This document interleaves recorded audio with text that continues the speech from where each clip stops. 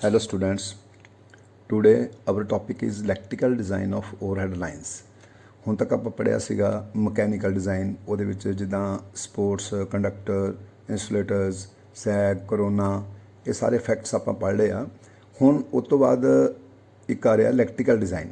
ਹੁਣ electrical design ਕੋਈ ਵੀ electrical system ਆ, ਤੁਹਾਨੂੰ ਪਤਾ ਉਹਦੇ ਵਿੱਚ ਰੈਜ਼ਿਸਟੈਂਸ, ਇੰਡਕਟੈਂਸ, ਕਪੈਸਿਟੈਂਸ ਬਣਦੀਆਂ ਨੇ, ਉਹਦੀ ਐਫੀਸ਼ੀਐਂਸੀ ਹੁੰਦੀ ਹੈ ਉਸ ਲਾਈਨ ਦੀ, ਪਲੱਸ ਉਹਦਾ ਜੋ ਰੈਗੂਲੇਸ਼ਨ ਹੈ ਉਸ ਮਤਲਬ ਸਿਸਟਮ ਦੀ, ਉਹ ਸਾਰਾ ਜਿਹੜਾ ਆ ਉਹ electrical design of overhead lines ਦੇ ਵਿੱਚ ਡਿਸਕਸ ਕਰਾਂਗੇ। ਪਰ ਉਹਦੇ ਵਿੱਚ ਅੱਜ ਦੇ ਜਿਹੜੇ ਟੌਪਿਕ ਆਪਣੇ ਹੈਗੇ ਆ ਉਹ ਹੈ constants of a transmission line. Second topic ਹੈ ਸਕਿਨ ਇਫੈਕਟ, ਜਿਹੜਾ ਆਪਾਂ ਪਹਿਲਾਂ ਵੀ ਮਾੜਾ ਜਿਹਾ ਡਿਸਕਸ ਕੀਤਾ ਸੀ, ਬਟ ਇਹ ਸਕਿਨ ਇਫੈਕਟ ਹੁਣ ਕਿਸ ਕਰਕੇ ਹੁੰਦਾ ਹੈਗਾ ਉਹ ਆਪਾਂ ਅੱਜ ਇਸ ਟੌਪਿਕ ਵਿੱਚ ਡਿਸਕਸ ਕਰਾਂਗੇ। ਫਿਰ ਉਸ ਤੋਂ ਬਾਅਦ ਪ੍ਰੋਕਸੀਮੈਲਿਟੀ ਇਫੈਕਟ, ਇਹ ਕੀ ਹੁੰਦਾ ਹੈ ਇਹ ਵੀ ਡਿਸਕਸ ਕਰਾਂਗੇ। ਉਸ ਤੋਂ ਬਾਅਦ ਟਰਾਂਸਪੋਜੀਸ਼ਨ ਆਫ ਕੰਡਕਟਰਸ, ਟਰਾਂਸਪੋਜੀਸ਼ਨ ਆਫ ਕੰਡਕਟਰਸ ਜਿਹੜੀ ਆਪਾਂ ਕੀ ਹੁੰਦੀ ਹੈ ਅਤੇ ਕਿਉਂ ਕਰਦੇ ਹੈਗੇ ਆ, ਇਹ ਅੱਜ ਦੇ ਆਪਣੇ ਟੌਪਿਕਸ ਹੈਗੇ ਆ, ਇਹ ਆਪਾਂ ਡਿਸਕਸ ਕਰਨੇ ਹੈਗੇ ਆ। ਹੁਣ ਦੇਖੋ ਪਹਿਲਾ ਟੌਪਿਕ ਹੈ ਕੌਂਸਟੈਂਟਸ ਆਫ ਟਰਾਂਸਮਿਸ਼ਨ ਲਾਈਨ। ਕੀ ਹੁੰਦੇ ਹੈਗੇ ਕੌਂਸਟੈਂਟਸ? ਕਹਿੰਦਾ transmission line constants. Transmission line are basically electrical circuits having distributed constants. These constants are, पहला constant किहड़ा है resistance, second constant है inductance and तीजा constant है capacitance।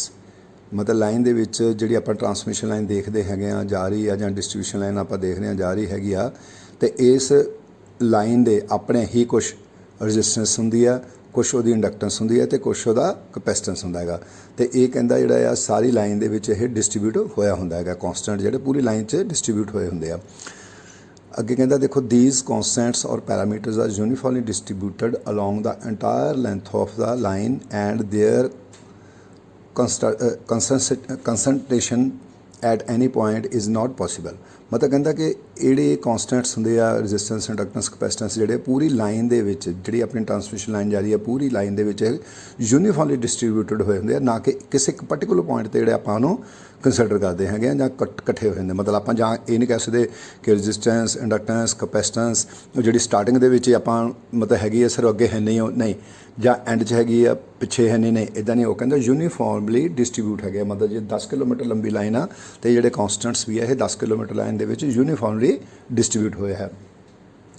ਉਸ ਤੋਂ ਬਾਅਦ ਕਹਿੰਦਾ ਤਾਂ performance that is voltage regulation and efficiency of transmission line depends to a considerable extent on these constants। ਮਤਲਬ ਜਿਹੜੀਆਂ ਰੈਗੂਲੇਸ਼ਨਸ ਅਤੇ ਐਫੀਸ਼ੀਐਂਸੀ ਲਾਈਨ ਦੀ ਹੋਊਗੀ ਕਹਿੰਦਾ ਉਹ ਵੀ ਇਹਨਾਂ ਕੌਂਸਟੈਂਟਸ ਦੇ ਉੱਤੇ ਹੀ ਡਿਪੈਂਡ ਕਰਦੀ ਹੈਗੀ ਆ ਵੀ ਕਿੰਨੀ ਹੈ ਰੈਗੂਲੇਸ਼ਨ ਔਰ efficiency. Therefore, it is very important to study the various factors affecting these constants. These constants are usually expressed as resistance, inductance, capacitance per kilometer। ਮਤਲਬ ਪਰ ਕਿਲੋਮੀਟਰ ਦੇ ਹਿਸਾਬ ਨਾਲ ਜਿਹੜੀ ਰੈਜ਼ਿਸਟੈਂਸ, ਕਪੈਸਿਟੈਂਸ ਅਤੇ ਇੰਡਕਟੈਂਸ ਜਿਹੜੀ ਆਪਾਂ ਇਹ ਕੰਸੀਡਰ ਕਰਕੇ ਚੱਲਦੇ ਹੈਗੇ ਜਿਹੜੇ ਕੌਂਸਟੈਂਟਸ ਹੈਗੇ ਆ ਜਿਹੜੀ ਲਾਈਨ ਦੇ ਵਿੱਚ, ਕਿਹੜੇ ਰੈਜ਼ਿਸਟੈਂਸ, ਇੰਡਕਟੈਂਸ ਅਤੇ ਕਪੈਸਿਟੈਂਸ। ਹੁਣ ਦੇਖੋ ਪਹਿਲਾ ਟੌਪਿਕ ਰੈਜ਼ਿਸਟੈਂਸ। ਰੈਜ਼ਿਸਟੈਂਸ ਜਿਹੜੀ ਆ ਕੌਂਸਟੈਂਟ ਜਿਹੜਾ ਆਪਾਂ ਮੰਨਿਆ ਸੀ ਪਹਿਲਾਂ ਇੱਕ, ਇਹ ਰੈਜ਼ਿਸਟੈਂਸ ਕੀ ਹੁੰਦੀ ਹੈ? ਦੇਖੋ ਤੁਸੀਂ ਪੜ੍ਹਿਆ, ਸ਼ੁਰੂ ਤੋਂ ਪੜ੍ਹਦੇ ਆ ਰਹੇ ਹਾਂ, ਤੀਜੇ ਸਮੈਸਟਰ 'ਚੋਂ, ਦੂਜੇ ਸਮੈਸਟਰ ਦੇ ਵਿੱਚ ਫਿਜ਼ਿਕਸ 'ਚ ਪੜ੍ਹਿਆ। ਇਲੈਕਟ੍ਰੀਕਲ ਦੇ ਵਿੱਚ ਇੱਕ ਰੈਜ਼ਿਸਟੈਂਸ ਜਿਹੜੀ ਬੜੀ ਇੰਪੋਰਟੈਂਟ ਚੀਜ਼ ਹੁੰਦੀ ਹੈ। ਰੈਜ਼ਿਸਟੈਂਸ ਹੁੰਦੀ ਕੀ actual? Resistance every electrical conductor offer opposition to flow of current. Resistance actual 'ਚ ਹੁੰਦਾ ਹੀ ਫਲੋ ਆਫ ਕਰੰਟ ਹੈਗਾ, ਮਤਲਬ ਓਪੋਜੀਸ਼ਨ ਹੁੰਦੀ ਹੈ ਜਿਹੜੀ ਕਰੰਟ ਨੂੰ ਰੋਕਦੀ ਹੈਗੀ ਆ, ਓਪੋਜ਼ ਕਰਦੀ ਹੈਗੀ ਆ। ਕਹਿੰਦਾ every electrical conductor offer opposition to the flow of current and this opposition is called resistance. ਮਤਲਬ ਜਿਹੜੀ ਓਪੋਜੀਸ਼ਨ ਆ ਕਰੰਟ ਨੂੰ ਪੈ ਰਹੀ ਹੈ ਕੰਡਕਟਰ ਦੇ ਵਿੱਚ, ਜਿਹੜੀ ਇਹਨੂੰ ਅਪੋਜ਼ ਕਰ ਰਹੀ ਹੈ ਕਰੰਟ ਨੂੰ ਫਲੋ ਕਰਨ ਤੋਂ, ਦੈਟ ਇਜ਼ ਕਾਲਡ ਰੈਜ਼ਿਸਟੈਂਸ। ਕਹਿੰਦਾ in a single phase or two wire DC line the loop resistance is taken as double of resistance of either conductor. ਕਹਿੰਦਾ ਅਗਰ ਤਾਂ ਇਹ ਸਿੰਗਲ ਫੇਸ ਸਿਸਟਮ ਆ, ਮਤਲਬ ਆਪਾਂ ਕੋਈ ਸਿਸਟਮ ਕੰਸੀਡਰ ਕਰਦੇ ਹਾਂ ਬਟ ਉਹ ਹੈ ਸਿੰਗਲ ਫੇਸ ਆ। ਸਿੰਗਲ ਫੇਸ ਵਿੱਚ ਤੁਹਾਨੂੰ ਪਤਾ ਦੋ ਤਾਰਾਂ ਹੁੰਦੀਆਂ, ਇੱਕ ਨਿਊਟਰਲ, ਇੱਕ ਫੇਸ। ਇੱਦਾਂ ਕਹਿੰਦਾ 2 ਵਾਇਰ DC ਹੈ, ਉਹ 'ਚ ਵੀ ਦੋ ਤਾਰਾਂ ਹੋਣਗੀਆਂ, ਇੱਕ ਪੋਜ਼ੀਟਿਵ ਹੋਏਗੀ, ਇੱਕ ਨੈਗੇਟਿਵ ਹੋਏਗੀ। ਕਹਿੰਦਾ ਇਸ ਕੇਸ ਦੇ ਵਿੱਚ ਜਿਹੜੀ ਆਪਾਂ ਰੈਜ਼ਿਸਟੈਂਸ ਲੈਣੀ ਆ ਲੂਪ ਦੀ ਲੈਣੀ ਆ। ਲੂਪ ਮਤਲਬ ਮੀਨਸ ਜਿੱਥੋਂ ਸਟਾਰਟ ਕੀਤਾ, start, face, load plus neutral, ਵਾਪਸ ਰਿਟਰਨ, ਇਹ ਪੂਰੀ ਜਿਹੜੀ ਲੂਪ ਬਣਦੀ ਹੈਗੀ ਆ, ਇਹ ਲੂਪ ਦੀ ਰੈਜ਼ਿਸਟੈਂਸ ਲੈਣੀ ਆ ਡਬਲ ਕਰ ਲੈਣੀ ਆ ਕਿੰਨੀ? ਸਿੰਗਲ ਕੰਡਕਟਰ ਦੀ। ਮਤਲਬ ਇੱਕ ਸਿੰਗਲ ਕੰਡਕਟਰ ਦੀ ਅਗਰ ਤੁਹਾਨੂੰ ਰੈਜ਼ਿਸਟੈਂਸ ਦਿੱਤੀ ਹੋਈ ਆ ਤਾਂ ਤੁਸੀਂ ਅਗਰ ਟੋਟਲ ਸਿਸਟਮ ਦੀ ਰੈਜ਼ਿਸਟੈਂਸ ਕੰਸੀਡਰ ਕਰਨੀ ਆ ਤਾਂ ਔਰ ਸਿੰਗਲ ਫੇਸ ਹੈ ਤਾਂ ਤੁਸੀਂ ਉਹਨੂੰ ਡਬਲ ਮੰਨ ਕੇ ਚੱਲਣਾ ਹੈਗਾ। ਬਟ ਅੱਗੇ ਕਹਿੰਦਾ ਬਟ ਇਨ 3 phase ਸਿਸਟਮ ਦਾ resistance per phase is the resistance of either conductor. पर हुण जे 3 फेस सप्लाई आपां लैणी आ तां आपां कल्ले कल्ले कंडक्टर की रजिस्टेंस जिहड़ी ओह कैलकुलेट करके फिर उहनूं कंसीडर करांगे। तो रजिस्टेंस का जनरली फार्मूला किंदा resistance are equal to rho L upon A. Rho means जिहड़ा कॉन्सटेंट है, L means length of the conductor, तो ओबलीक ए मीनस जिहड़ी ओह उहदा एरिया ऑफ क्रॉस सैक्शन है उस कंडक्टर का, दैट इज़ द रजिस्टेंस। इदा यह आप कंसीडर कर सकते हैं जो आप अगे जाके न्यूमैरिकल करांगे या कुछ कैलकुलेशन करांगे तो तुसीं आप जी रजिस्टेंस कंसीडर करनी है वो इस तरह लैनी है rho L upon A. Skin effect, skin effect की हुंदा कहंदा the steady direct current will distribute itself uniformly over the whole cross section of a conductor, but alternating current does not distribute uniformly but tends to concentrate near the surface of the conductor। ਕੀ ਕਹਿੰਦਾ ਹੈ ਕਿ ਜਿੱਦਾਂ ਕਿਸੇ conductor ਦੇ solid conductor ਹੈ, ਕੋਈ stand ਨਹੀਂ ਹੈ ਫਿਲਹਾਲ ਆਪਾਂ ਲੈਨੇ, ਮੰਨ ਲਓ ਕੋਈ ਸੋਲਿਡ ਕੰਡਕਟਰ ਹੈ, ਅਗਰ ਕਿਸੇ ਤਰੀਕੇ ਨਾਲ ਆਪਾਂ ਨੂੰ ਕ੍ਰਾਸ ਸੈਕਸ਼ਨ ਉਹਦਾ ਕੱਟ ਕਰਕੇ ਤਾਂ ਉਹਦੇ ਵਿੱਚ ਉਹਦੀ ਕਰੰਟ ਜਿਹੜਾ ਫਲੋ ਕਰਿਆ, ਅਗਰ ਉਹਨੂੰ ਫਿਜ਼ੀਕਲੀ ਦੇਖੀਏ ਤਾਂ ਕਹਿੰਦਾ ਜਿਹੜਾ ਡੀਸੀ ਕਰੰਟ ਹੁੰਦਾ ਹੈਗਾ ਉਹ ਪੂਰੇ ਕੰਡਕਟਰ ਦੇ ਵਿੱਚ ਯੂਨੀਫਾਰਮਲੀ ਡਿਸਟਰੀਬਿਊਟ ਹੋ ਕੇ ਲੰਘਦਾ ਹੈਗਾ। ਮਤਲਬ ਤੁਸੀਂ ਦੇਖੋ ਥੱਲੇ ਡਾਇਗਰਾਮ ਆ, ਇਹਦੇ ਵਿੱਚ ਰੈੱਡ क्रॉस ਜਿਹੜੇ ਲੱਗੇ करंट शो कर रहा, कंसनट्रेशन ऑफ करंट, कंसनट्रेट कितने उन्हें ज़्यादा कंसनट्रेट किया है, देखो साइडों से गब्बे सेंटर जो खाली है, बट ये है स्किन इफैक्ट की डायग्राम। बट ये DC के स्किन इफैक्ट नहीं होंदा, वो की होएगा कि पूरे का पूरा जोड़ा है इंटायर पोर्शन है ये क्रॉस बने होंगे, करंट मतलब पूरे के पूरे पोर्शन के फ्लो करेगा। AC ਦੇ ਵਿੱਚ ਕਹਿੰਦਾ tend to concentrate near the surface. AC ਦੇ ਵਿੱਚ ਕੀ ਆ ਕਿ ਇਹੀ ਕਰੰਟ ਦੇਖੋ ਜਿਹਦਾ ਡਾਇਗਰਾਮ ਦੀ ਸਰਫੇਸ ਦੇ ਆਲੇ ਦੁਆਲੇ ਜਿਹੜਾ ਉਹ कंसनट्रेट करने की कोशिश करेगा और सेंटर वाला पोर्शन जोड़ा हो खाली रहेगा। मीनस बिल्कुल सेंटर वाला मीनस बिल्कुल डॉट पॉइंट, मतलब वो कोशिश होगी कंसनट्रेट करना साइड बाहर ਨੂੰ जाने की कोशिश होएगी करंट की भी बाहरले सरफेस के नाल लग के आप जाइए, पर सेंटर के विचों हो घट जाने की कोशिश करेगा। In fact in AC system no current flow through core at the entire current is concentrated at the surface region. मतलब कहता कि ਜਿਹੜਾ AC ਦੇ ਵਿੱਚ ਸਾਰੇ ਦਾ ਸਾਰਾ ਕਰੰਟ ਜਿਹੜਾ ਹੈ ਉਹ ਫਲੋ ਕਰਨ ਦੀ ਕੋਸ਼ਿਸ਼ ਕਰੇਗਾ ਸਾਈਡਾਂ ਥਾਣੀ, ਔਰ ਸੈਂਟਰ ਦੇ ਵਿੱਚੋਂ ਕਰੰਟ ਨਹੀਂ ਹੋਏਗਾ। ਜਿੱਦਾਂ ਮੰਨ ਲਓ ਸਪੋਜ਼ ਕਰੋ ਇੱਕ ਜਸਟ ਐਗਜ਼ਾਮਪਲ ਮਤਲਬ ਸਮਝਣ ਲਈ ਕਿ ਮੰਨ ਲਓ ਕੋਈ ਲਾਈਨ ਲੱਗੀ ਹੋਈ ਲੰਬੀ ਕਿਸੇ ਰਸਤੇ ਨੂੰ ਜਾ ਰਹੀ ਹੈ, ਲਾਈਨ ਜਾ ਰਹੀ ਹੈ ਕੋਈ ਲੰਬੀ, ਉਹਦੇ ਵਿੱਚ ਬੜਾ ਰਸ਼ ਪਿਆ ਹੋਇਆ, ਪੂਰੀ ਮਤਲਬ ਲਾਈਨ ਭਰੀ ਪਈ ਆ ਐਂਡ ਆਰਾਮ ਨਾਲ ਲੋਕ ਉਹਦੇ ਵਿੱਚੋਂ ਸੈਂਟਰ ਵਿੱਚੋਂ ਲੰਘ ਰਹੇ ਹੈਗੇ ਆ, ਤਾਂ ਉਹ ਬਣ ਜਾਂਦਾ ਹੈਗਾ DC ਕਰੰਟ, ਮਤਲਬ ਪੂਰੇ ਦਾ ਪੂਰਾ ਰਸਤਾ ਜਿਹੜਾ ਯੂਟਿਲਾਈਜ਼ ਕਰਦੇ ਆ। ਹੁਣ ਆਪਾਂ ਕੀ ਕਰਦੇ ਹਾਂ, ਮੰਨ ਲਓ ਸਪੋਜ਼ ਕਰੋ ਇੱਕ ਰਸਤੇ ਦੇ ਵਿੱਚ ਇੱਕ ਗੱਬੇ ਪੂਰੇ ਦੇ ਪੂਰੇ ਰਸਤੇ ਦੇ ਸੈਂਟਰ ਦੇ ਵਿੱਚ ਇੱਕ ਅੱਗ ਦੀ ਤਾਰ ਛੱਡ ਦਿੰਦੇ ਆ, ਅੱਗ ਹੀਟ ਦੇ ਦਿੰਦੇ ਆ, ਮਤਲਬ ਸੇਕ ਆ ਰਿਹਾ ਬਹੁਤ ਜ਼ਿਆਦਾ। ਤਾਂ ਹੁਣ ਉਹੀ ਪਬਲਿਕ ਕੀ ਕਰੇਗੀ, ਉਸ ਸੇਕ ਤੋਂ ਦੂਰ ਹੋ ਕੇ ਜਾਏਗੀ। ਦੂਰ ਹੋ ਕੇ ਕਿੱਥੇ ਜਾਏਗੀ, ਜਿੰਨਾ ਰਸਤਾ ਸਿਰਫ ਉਨਾ ਹੀ ਜਾਏਗੀ ਨਾ, ਉਸ ਤੋਂ ਬਾਹਰ ਤਾਂ ਨਹੀਂ ਜਾ ਸਕਦੀ ਨਾ ਉਸ ਰਸਤੇ ਤੋਂ। ਔਰ ਸੈਂਟਰ ਵਾਲਾ ਪੋਰਸ਼ਨ ਜਿਹੜਾ ਡਿਊ ਟੂ ਜਿਹੜੀ ਆਪਾਂ ਹੀਟ ਦਿੱਤੀ ਹੋਈ ਆ ਉਹਦੇ ਕਰਕੇ ਉਹ ਗਰਮ ਬਹੁਤ ਜ਼ਿਆਦਾ, ਤਾਂ ਪਬਲਿਕ ਉਹ ਤੋਂ ਥੋੜ੍ਹੀ ਦੂਰ ਹੈ, ਜਿੱਥੇ ਤੱਕ ਉਹਨਾਂ ਨੂੰ ਸੇਕ ਨਹੀਂ ਲੱਗਦਾ। ਕੋਸ਼ਿਸ਼ ਉਹਨਾਂ ਦੀ ਹੁੰਦੀ ਕਿ ਅੱਗ ਤੋਂ ਦੂਰ ਰਿਹਾ ਜਾਵੇ। ਅਗਰ ਉਸ ਚੀਜ਼ ਨੂੰ ਆਪਾਂ ਮੰਨੀਏ ਤਾਂ that is the skin effect. ਹੁਣ ਇਹ ਆਪਾਂ ਇਸ ਪੋਰਸ਼ਨ ਦੇ ਵਿੱਚ ਲੈ ਕੇ ਆਈਏ ਕਰੰਟ ਦੇ ਵਿੱਚ, ਤਾਂ ਜਿਹੜਾ ਸੈਂਟਰ ਵਾਲਾ ਪੋਰਸ਼ਨ ਹੈ ਉਹ ਯੂਟੀਲਾਈਜ਼ ਨਹੀਂ ਹੁੰਦਾ। ਕਰੰਟ ਦੀ ਕੋਸ਼ਿਸ਼ ਜਿਹੜੇ ਇਲੈਕਟ੍ਰੋਨਸ ਫਲੋ ਕਰਦੇ ਆ ਉਹਨਾਂ ਦੀ ਕੋਸ਼ਿਸ਼ ਆ ਵੀ ਅਸੀਂ ਬਾਹਰ ਨੂੰ ਭੱਜੀਏ, AC ਵਿੱਚ, DC 'ਚ ਨਹੀਂ AC ਦੇ ਵਿੱਚ ਬਾਹਰ ਨੂੰ ਭੱਜੀਏ। ਔਰ ਕਿੱਥੇ ਤੱਕ ਭੱਜ ਸਕਦੇ ਆ, ਜਿੱਥੇ ਤੱਕ ਉਹਦਾ ਡਾਇਆਮੀਟਰ ਕੰਡਕਟਰ ਦਾ ਸਰਫੇਸ ਹੈਗੀ, ਆਊਟਰ ਸਰਫੇਸ ਹੈਗੀ, ਸਿਰਫ ਉੱਥੇ ਤੱਕ ਜਾ ਸਕਦੇ ਆ। ਇਸ ਕਰਕੇ ਉਹਨਾਂ ਦੀ ਕੋਸ਼ਿਸ਼ ਹੁੰਦੀ ਕਿ ਜਿਹੜੇ ਇਲੈਕਟ੍ਰੋਨਸ ਫਲੋ ਕਰਦੇ ਆ, ਕਰੰਟ ਜਿਹੜਾ ਫਲੋ ਕਰਦਾ ਉਹਦੀ ਕੋਸ਼ਿਸ਼ ਹੁੰਦੀ ਕਿ ਉਹ ਸਰਫੇਸ ਦੇ ਲਾਗੇ ਜਾ ਕੇ ਫਲੋ ਕਰੇ।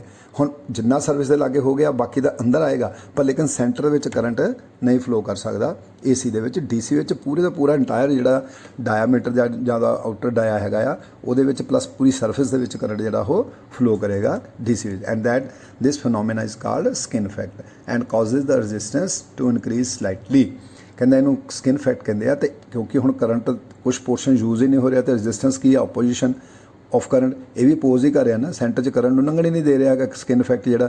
ਇਸ ਕਰਕੇ ਇਹ ਵੀ ਇੱਕ ਰੈਜ਼ਿਸਟੈਂਸ ਦਾ ਪਾਰਟ ਬਣ ਗਿਆ। ਕਹਿੰਦਾ ਇਸ ਕਰਕੇ and causes the resistance to increase slightly particularly when the diameter of conductor is large। ਕਹਿੰਦਾ ਜਦੋਂ ਕੰਡਕਟਰ ਦਾ ਡਾਇਆਮੀਟਰ ਜ਼ਿਆਦਾ ਹੋਊਗਾ ਉਸ ਕੇਸ ਦੇ ਵਿੱਚ ਸਕਿਨ ਇਫੈਕਟ ਜਿਹੜਾ ਉਹ ਜ਼ਿਆਦਾ ਹੋਏਗਾ, ਕਰੰਟ ਜਿਹੜਾ ਸੈਂਟਰ ਦੇ ਵਿੱਚੋਂ ਘੱਟ ਪਾਸ ਕਰੇਗਾ ਜਾਂ ਕਈ ਵਾਰੀ ਬਿਲਕੁਲ ਪਾਸ ਨਹੀਂ ਕਰਦਾ ਹੈਗਾ। And that is the skin effect. ਹੁਣ ਕੀ ਆ explanation of skin effect. Skin effect actual 'ਚ ਕੀ ਆ, ਸਕਿਨ ਇਫੈਕਟ ਆਪਾਂ ਪੜ੍ਹ ਚੁੱਕੇ ਹਾਂ, ਬਟ ਇਹਦੀ ਥੋੜ੍ਹੀ ਐਕਸਪਲੇਸ਼ਨ ਆਪਾਂ ਇੱਕ ਵਾਰੀ ਫਿਰ ਡਿਸਕਸ ਕਰਦੇ ਹਾਂ ਤਾਂ ਕਿ ਤੁਹਾਨੂੰ ਹੋਰ ਜ਼ਿਆਦਾ ਕਲੀਅਰ ਹੋ ਜਾਵੇ। ਕਹਿੰਦਾ the distribution of current throughout the cross section of a conductor is uniformly only when DC is passing through it. ਇਹ ਆਪਾਂ ਪੜ੍ਹ ਚੁੱਕੇ ਵੀ ਡੀਸੀ ਦੇ ਵਿੱਚ ਜਿਹੜਾ ਕਰੰਟ ਆ ਥੋਰਲੀ ਜਿਹੜਾ ਡਿਸਟ੍ਰੀਬਿਊਟ ਹੋਇਆ ਹੁੰਦਾ ਪੂਰੇ ਕੰਡਕਟਰ ਦੇ ਵਿੱਚ। On the contrary when AC is flowing through the conductor, the current is non-uniformly distributed over the cross section in a manner that the current density is higher at the surface of the conductor compared to the current density at its center। मतलब कहता कि AC ਦੇ ਵਿੱਚ ਉਹੀ conductor ਆ, ਆਪਾਂ DC ਜਗ੍ਹਾ 'ਤੇ ਅਗਰ ਉਹਦੇ ਵਿੱਚ AC ਫਲੋ ਕਰਦੇ ਹਾਂ ਤਾਂ ਜਿਹੜਾ ਕਰੰਟ ਦੀ ਆ ਜਿਹੜੀ ਯੂਨੀਫਾਰਮਿਟੀ ਸੀ ਉਹ ਖਤਮ ਹੋ ਜਾਂਦੀ ਆ। ਦੈਟ ਇਜ਼ ਨੋਨ ਯੂਨੀਫਾਰਮਲੀ ਡਿਸਟ੍ਰੀਬਿਊਟਡ ਹੋ ਜਾਂਦਾ ਗਾ, ਮਤਲਬ ਸਾਰੀ ਸਰਫੇਸ ਦੇ ਵਿੱਚੋਂ ਦੀ ਫਲੋ ਹੋ ਕੇ ਕਰਨ ਦੀ ਬਜਾਏ ਉਹ ਸਿਰਫ ਕ੍ਰਾਸ ਸੈਕਸ਼ਨਸ ਜਿਹੜੀਆਂ ਆਊਟਰ ਸਰਫੇਸਿਸ ਆ ਉਹਦੇ 'ਤੇ ਉਹ ਕੰਸਨਟਰੇਟ ਕਰਦਾ ਗਾ। ਆਪਾਂ ਪੜ੍ਹ ਚੁੱਕੇ ਹਾਂ ਕਿਉਂ ਕਹਿੰਦਾ ਦਾ ਕਰੰਟ ਡੈਂਸਿਟੀ ਕਿਉਂ ਹੈਗਾ, ਅੱਗੇ ਜਾ ਕੇ ਪੜ੍ਹਨਾ। But the current density is higher, current density ਮਤਲਬ ਕਰੰਟ ਦਾ ਜਿਹੜੀ ਡੈਂਸਿਟੀ ਘਣਤਾ ਜਿਹਨੂੰ ਆਪਾਂ ਕਹਿੰਦੇ ਵੀ ਜ਼ਿਆਦਾ ਕਰੰਟ ਕਿੱਥੋਂ ਦੀ ਹਾਇਰ ਐਟ ਦਾ ਸਰਫੇਸ ਦੇ ਆਲੇ ਦੁਆਲੇ ਜਿਹੜਾ ਕਰੰਟ ਡੈਂਸਿਟੀ ਜ਼ਿਆਦਾ ਹੋਏਗੀ ਬਟ ਸੈਂਟਰ ਪੁਆਇੰਟ ਦੇ ਵਿੱਚ ਕਰੰਟ ਡੈਂਸਿਟੀ ਜਿਹੜੀ ਉਹ ਘੱਟ ਹੋਏਗੀ। ਦਿਸ ਇਫੈਕਟ ਬਿਕਮਸ ਮੋਰ ਪ੍ਰੋਨਾਊਂਸਡ ਐਜ਼ ਫ੍ਰੀਕੁਐਂਸੀਜ਼ ਇਨਕਰੀਜ਼। ਕਹਿੰਦਾ ਇਹ ਇਫੈਕਟ ਜਦੋਂ ਫ੍ਰੀਕੁਐਂਸੀ ਨੂੰ ਆਪਾਂ ਇਨਕਰੀਜ਼ ਕਰਦੇ ਆ ਤਾਂ ਹੋਰ ਜ਼ਿਆਦਾ ਵੱਧਦਾ। ਹੁਣ ਫ੍ਰੀਕੁਐਂਸੀ ਕਿੱਥੇ ਹੋਏਗੀ, AC ਦੇ ਵਿੱਚ। DC 'ਚ ਤਾਂ ਫ੍ਰੀਕੁਐਂਸੀ ਹੁੰਦੀ ਨਹੀਂ, ਇਸੇ ਕਰਕੇ ਜਿਹੜਾ ਇਹ ਸਕਿਨ ਇਫੈਕਟ ਆ ਉਹ AC ਦੇ ਵਿੱਚ ਹੁੰਦਾ, DC 'ਚ ਨਹੀਂ ਹੁੰਦਾ ਕਿਉਂਕਿ ਫ੍ਰੀਕੁਐਂਸੀ ਦੇਖੋ ਨਾ ਮੋਰ ਪ੍ਰੋਨਾਊਂਸਡ ਐਜ਼ ਫ੍ਰੀਕੁਐਂਸੀ ਇਨਕਰੀਜ਼। ਜਿੱਦਾਂ ਫ੍ਰੀਕੁਐਂਸੀ ਇਨਕਰੀਜ਼ ਕਰਦੀ ਹੈ ਕੋਰੋਨਾ ਇਫੈਕਟ ਉਹਨਾਂ ਹੀ ਇਨਕਰੀਜ਼ ਕਰਦਾ। ਇਹਦਾ ਮਤਲਬ ਫ੍ਰੀਕੁਐਂਸੀ AC 'ਚ ਹੁੰਦੀ, DC ਨੇ, ਇਸੇ ਕਰਕੇ AC ਵਿੱਚ ਸਕਿਨ ਇਫੈਕਟ ਹੈਗਾ, DC 'ਚ ਨਹੀਂ ਹੈ। ਦਿਸ ਫਿਨੋਮੀਨਾ ਇਜ਼ ਕਾਲਡ ਸਕਿਨ ਇਫੈਕਟ। ਇਸ ਕਰਕੇ ਕਹਿੰਦੇ ਇਸ ਫਿਨੋਮੀਨਾ ਨੂੰ ਸਕਿਨ ਇਫੈਕਟ ਕਹਿੰਦੇ ਆ। अगला पॉइंट किया, it causes larger power loss for a given RMS AC than loss when same value DC flowing through the conductor. कहता अगर आप सेम वैल्यूज़ दियाँ मतलब करंट फ्लो कराइए तो एक AC है एक DC। अगर AC ਨੂੰ फ्लो करते हैं तो ज़्यादा लॉसिज पावर लॉसिज होंगे, अगर DC ਨੂੰ फ्लो करते हैं तो घट पावर लॉसिज होंगे है। Consequently the effective conductor resistance more for AC than for DC क्योंकि AC ਦੇ ਵਿੱਚ ਜਿਹੜੀ ਰजिस्टेंस है ਡਿਊ ਟੂ ਸਕਿਨ ਇਫੈਕਟ ਜਿਹੜੀ ਉਹ ਵੱਧ ਜਾਂਦੀ ਹੈਗੀ ਹੈ DC ਸਿਸਟਮ ਦੇ ਨਾਲੋਂ। ਦਾ ਕਹਿੰਦਾ qualitative explanation of phenomena as is as flow. ਤੁਹਾਨੂੰ ਥੱਲੇ ਉਹਨੂੰ ਫਿਨੋਮੀਨਾ ਨੂੰ ਡਿਸਕਸ ਕੀਤਾ ਵੀ ਕਿਉਂ AC ਦੇ ਵਿੱਚ ਜਿਹੜੀ ਆਹ ਸਕਿਨ ਇਫੈਕਟ ਕ੍ਰੀਏਟ ਕਰਦਾ ਹੈਗਾ। ਕਹਿੰਦਾ ਇਮੈਜਿਨ ए ਸੋਲਿਡ ਕੰਡਕਟਰ ਰਾਊਂਡ ਕੰਡਕਟਰ, ਜਿੱਦਾਂ ਆਪਾਂ ਪਹਿਲਾਂ ਡਾਇਗਰਾਮ 'ਚ ਦੇਖਿਆ ਇੱਕ ਰਾਊਂਡ ਕੰਡਕਟਰ ਲੈ ਕੇ ਇਹ round shape is considered for convenience only. ਮਤਲਬ ਰਾਊਂਡ ਸ਼ੇਪ ਪ੍ਰੋਪਰ ਲੈਣੀ ਆਪਾਂ ਤਾਂ ਕਿ ਆਪਾਂ ਨੂੰ ਸਮਝ ਲੱਗ ਸਕੇ। To be composed of annular filaments of equal cross section area. मतलब अगर आप कहना उन्होंने सारे बराबर के हिस्सों में वंड दईए गोल गोल पूरे क्रॉस सैक्शन में, तो वह जो एक कंडक्टर को कंसीडर करके चलीए भी गोल गोल हिस्सों के वंडिया है। मतलब एक बड़ा पाइप लैके वो छोटे पाइप निकाल दईए तो वह अगर क्रॉस सैक्शन देखिए तो उस तरह की आप डायग्राम इमेजिन करके चलीए तो की होंगे। कहता the flux linking the filament progressively decreases as we move towards the outer filament for the simple reason that the flux inside the filament does not link it. हुण कहता कि फ्लक्स हुण flux जिहड़ा आ तुसीं देखो एक मैगनेट की तुसीं डायग्राम लो, मैगनेट जिहड़ा उहदे इनर डायग्राम की देखोगे कि मैगनेट दे विच जिहड़ा सेंटर वाला मैगनेट वाला पोर्शन हुंदा ਉਹਦੇ ਵਿੱਚ ਜਿਹੜਾ ਆ ਫਲਕਸ ਜਿਹੜਾ ਮੈਕਸਿਮਮ ਹੁੰਦਾ, ਲੇਕਿਨ ਜਦੋਂ ਸਾਊਥ ਪੋਲ ਚੋਂ ਬਾਹਰ ਨਿਕਲਦਾ ਤਾਂ ਉਹ ਦੂਰ ਨੂੰ ਚੱਲ ਜਾਂਦਾ। ਲੇਕਿਨ ਜਦੋਂ ਉਹਦੇ 'ਚ ਐਂਟਰ ਕਰਦਾ ਤਾਂ ਉਹਨੂੰ ਉਹਦੇ ਵਿੱਚੋਂ ਦੀ ਐਂਟਰ ਕਰਕੇ ਜਾਣਾ ਪੈਂਦਾ ਹੈਗਾ ਜਿਹੜਾ ਉਹ ਮੈਗਨੈਟਿਕ ਜਿਹੜਾ ਆਪਾਂ ਆਇਰਨ ਪੀਸ ਰੱਖਿਆ ਹੋਇਆ। ਇਸੇ ਤਰ੍ਹਾਂ ਕਹਿੰਦਾ ਦ ਫਲਕਸ ਲਿੰਕਿੰਗ ਦਾ ਫਿਲਾਮੈਂਟ ਪ੍ਰੋਗਰੈਸਿਵਲੀ ਡਿਕਰੀਜ਼ਿਜ਼ ਐਜ਼ ਵੀ ਮੂਵ ਟੂਵਰਡਸ ਦਾ ਆਊਟਰ ਫਿਲਾਮੈਂਟ। ਕਹਿੰਦਾ ਜਿਹੜਾ ਫਲਕਸ ਲਿੰਕ ਕਰਦਾ ਹੈਗਾ, ਜਿਹੜਾ ਫਲਕਸ ਜਨਰੇਟ ਹੋ ਗਿਆ ਡਿਊ ਟੂ AC ਫ੍ਰੀਕੁਐਂਸੀ ਕਰਕੇ, ਉਹ ਕਹਿੰਦਾ ਜਿਹੜਾ ਸੈਂਟਰ ਵਾਲੇ ਪੋਰਸ਼ਨ 'ਚ ਜ਼ਿਆਦਾ ਬਟ ਜਿਉਂ ਬਾਹਰਲੇ ਪੋਰਸ਼ਨ 'ਚ ਜਾਂਦਾ ਤਾਂ ਉਹਦੀ ਜਿਹੜੀ ਸਟਰੈਂਥ ਜਿਹੜੀ ਆ ਉਹ ਘਟ ਜਾਂਦੀ ਹੈਗੀ ਆ। ਤਾਂ what is flux linking, it is a opposition to current flow. Flux linking ਕੀ ਆ, ਕਰੰਟ ਫਲੋ ਦੀ ਆਪੋਜੀਸ਼ਨ ਹੈਗੀ ਆ। ਜਦੋਂ ਜਿਸ ਪੋਰਸ਼ਨ ਦੇ ਵਿੱਚ ਫਲਕਸ ਲਿੰਕ ਜਿਹੜਾ ਜ਼ਿਆਦਾ ਕਰੂਗਾ ਉਹਦੇ ਵਿੱਚ ਜ਼ਿਆਦਾ ਜਿਹੜੀ ਆਪੋਜੀਸ਼ਨ ਕ੍ਰੀਏਟ ਹੋ ਜੂਗੀ। ਐਂਡ ਇਸੇ ਕਰਕੇ ਅੱਗੇ ਦੇਖੋ ਪੜੋ, the inductive reactance of the imaginary filament therefore decreases towards with the result that outer filament conduct more AC than the inner। ਹੁਣ ਐਕਚੁਅਲ ਸਕਿਨ ਇਫੈਕਟ ਕੀ ਹੈ, ਰੈਜ਼ਿਸਟੈਂਸ ਆਪਾਂ ਪੜ੍ਹ ਚੁੱਕੇ ਹਾਂ। Resistance due to resistance means opposition. Actual resistance ਕੀ ਆ, opposition. Opposition ਕਿੱਥੇ ਕ੍ਰੀਏਟ ਹੁੰਦੀ ਆ, ਜਿੱਥੇ ਫ੍ਰੀਕੁਐਂਸੀ ਆ। ਹੁਣ ਫ੍ਰੀਕੁਐਂਸੀ ਦੇ ਵਿੱਚ ਕੀ ਬਣਦਾ, ਫਲਕਸ ਲਿੰਕਿੰਗ ਬਣਦਾ। ਫਲਕਸ ਲਿੰਕਿੰਗ ਸਾਡੇ ਕਿਤੇ ਇੰਡਕਟੈਂਸ ਦੇ ਨਾਲ ਰਿਲੇਟਡ ਹੈ। ਹੁਣ ਕਹਿੰਦਾ ਕਿ ਜਿੱਥੇ ਜ਼ਿਆਦਾ ਫਲਕਸ ਲਿੰਕ ਕਰੇਗਾ ਉੱਥੇ ਉਹ ਜਿਹੜੀ ਆਪੋਜੀਸ਼ਨ ਜ਼ਿਆਦਾ ਕ੍ਰੀਏਟ ਹੋਊਗੀ, ਕਰੰਟ ਘੱਟ ਫਲੋ ਕਰੂਗਾ। ਹੁਣ ਜਿਹੜੇ ਕੰਡਕਟਰਸ ਹੁੰਦੇ ਆ ਇਹਦੇ ਵਿੱਚ ਜਿਹੜਾ ਫਲਕਸ ਲਿੰਕਿੰਗ ਆ ਜਿਹੜਾ ਇਹ ਸੈਂਟਰ ਦੇ ਵਿੱਚ ਜ਼ਿਆਦਾ ਹੁੰਦਾ ਤੇ ਜਿਉਂ ਸੈਂਟਰ ਤੋਂ ਆਪਾਂ ਬਾਹਰ ਨੂੰ ਜਾਈ ਜਾਂਦੇ ਫਲਕਸ ਲਿੰਕੇਜ ਜਿਹੜੀ ਘਟ ਜਾਂਦੀ ਆ। ਇਸੇ ਕਰਕੇ AC ਕਰੰਟ ਜਿਹੜਾ ਉਹ ਜਿੱਥੇ ਘੱਟ ਫਲਕਸ ਲਿੰਕ ਹੈ ਉਹਦੇ ਵਿੱਚੋਂ ਦੀ ज़्यादा फ्लो करदा और सेंटर दे विचों दी क्योंकि फ्लक्स लिंकेज बहुत ज़्यादा हैगी आ, इस करके उहदे सेंटर दे विचों दी ओह घट फ्लो करदा हैगा। This is the funda for skin effect.